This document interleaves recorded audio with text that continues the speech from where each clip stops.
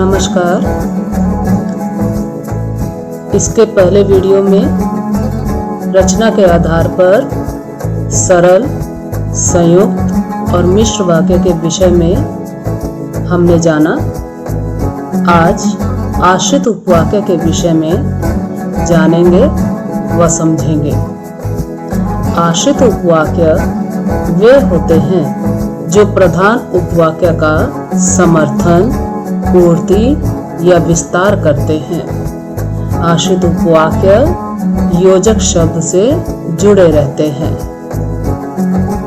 तो चलिए मिश्र वाक्य के अंतर्गत हम आश्रित उपवाक्य के भेदों,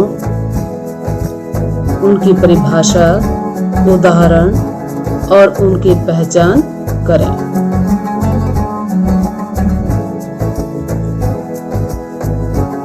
आश्रित उपवाक्य के भेद। आश्रित उपवाक्य 3 प्रकार के होते हैं। पहला संज्ञा उपवाक्य, दूसरा विशेषण उपवाक्य और तीसरा क्रिया विशेषण उपवाक्य। संज्ञा उपवाक्य के विषय में जानकारी प्राप्त करते हैं। संज्ञा उपवाक्य परिभाषा। जो आश्रित उपवाक्य प्रधान उपवाक्य की किसी संज्ञा अथवा संज्ञा पदबंध के स्थान पर प्रयुक्त हुआ हो उसे संज्ञा उपवाक्य कहते हैं। जैसे पहला वाक्य है, माता पिता की इच्छा है कि उनकी बेटी डॉक्टर बने। अब इसमें उनकी बेटी डॉक्टर बने यह आश्रित उपवाक्य है।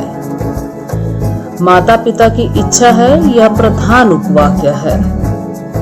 तो यह आश्रित उपवाक्य माता पिता की इच्छा के संज्ञा के रूप में प्रयुक्त हुआ है, इसलिए यह संज्ञा उपवाक्य है। संज्ञा उपवाक्य से पहले की का प्रयोग होता है। दूसरा वाक्य, अध्यापक ने कहा कल सब समय से आएंगे।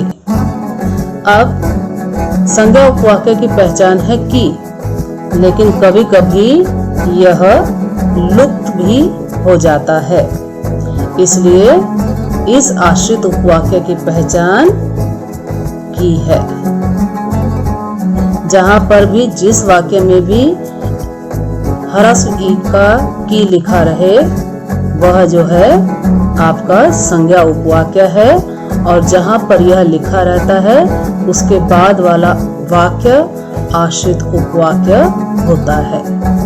चलिए अब हम जानते हैं विशेषण उपवाक्य। विशेषण उपवाक्य की परिभाषा। जो आश्रित उपवाक्य प्रधान उपवाक्य की किसी संज्ञा अथवा सर्वनाम की विशेषता बताता है उसे विशेषण कहते हैं। विशेषण का मतलब होता है विशेषता, और वो विशेषता किसकी बताएगा? किसी संज्ञा या सर्वनाम की। पहला वाक्य, जो मेहनत करेगा वही छात्र सफल होगा।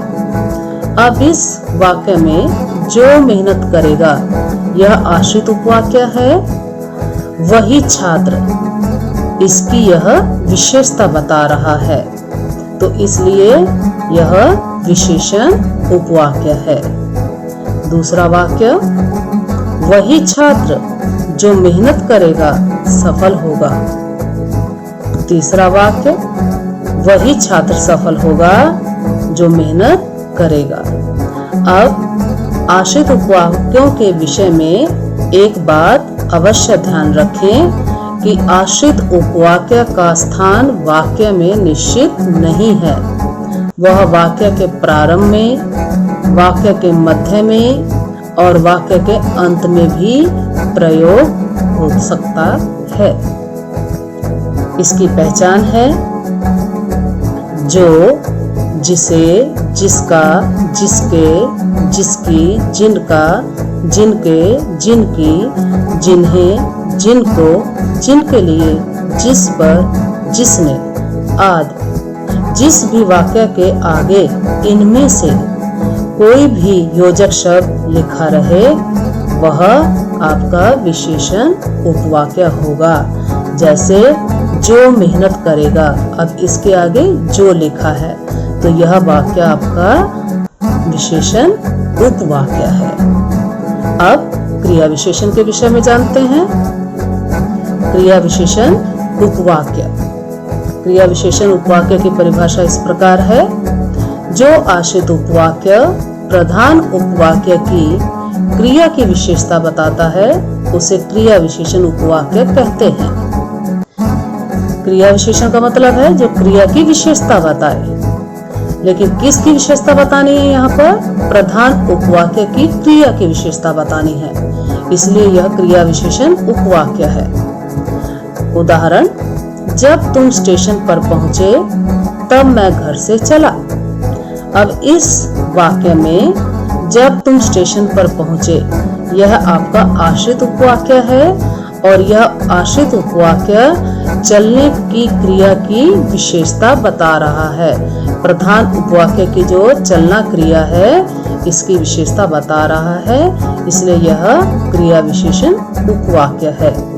दूसरा वाक्य, यदि मेहनत करते तो अच्छे अंक हासिल करते। इस वाक्य में यदि मेहनत करते यह आपका आश्रित उपवाक्य है और यह हासिल करना क्रिया की विशेषता बता रहा है। यह प्रधान उपवाक्य है और इसकी क्रिया है हासिल करना, तो इसकी विशेषता बता रहा है, इसलिए यह क्रिया विशेषण उपवाक्य है। तीसरा उदाहरण देख लेते हैं। जैसे ही मैं घर से निकली बारिश शुरू हो गई।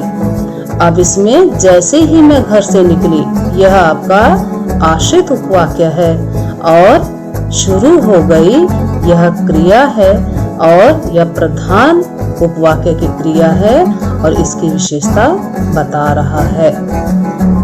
इस प्रकार इसकी पहचान हम कर लेते हैं। क्रिया विशेषण उपवाक्य की पहचान क्या है? वाक्य में यदि तो, जब तब, जैसे वैसे, यद्यपि तथापि,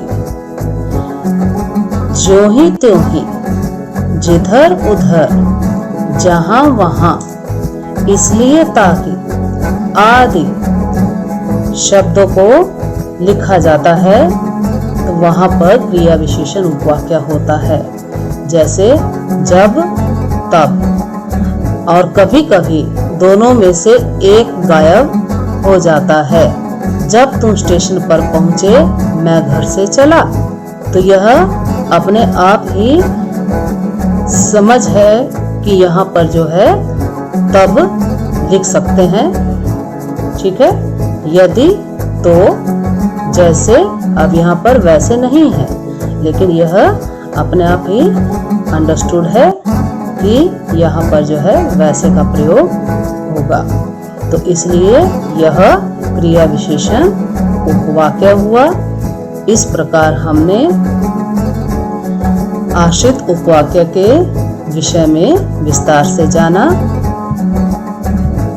धन्यवाद।